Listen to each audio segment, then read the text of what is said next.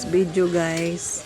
Ayan, nag-grocery ako. Sumama yung mga tunakis ko. Ayan, sumama.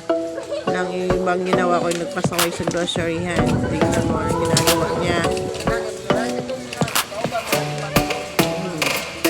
Nagpatulak-tulak sa pinsan niya. Ayan, ginagawa niya, guys. Yun ang isa.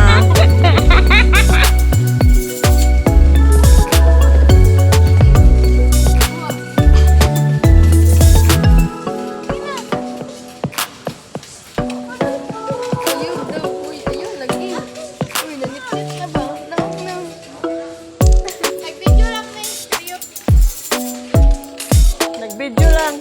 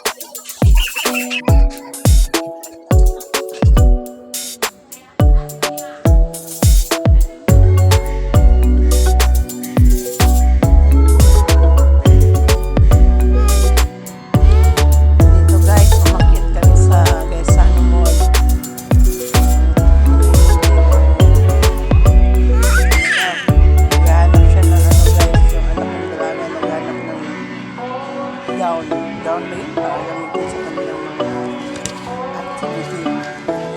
Ayan. Pagod na ako lang yan. Pagod na sila po. Lakad-lakad na. Haba-haba ng aming lakad mga inday. Ayan. Bumagsak sila sa ukay-ukay.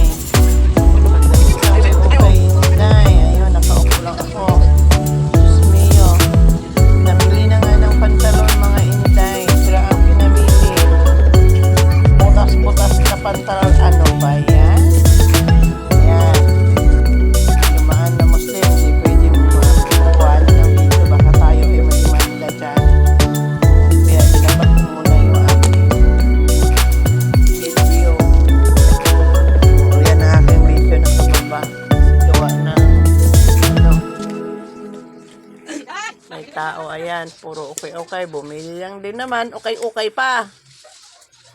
Okay na yung okay, guys, kasi imported, walang katulad. Pero hindi makatarungan yung binili ng anak ko. Bumili ng 3 pirasong pantalon, puro butas.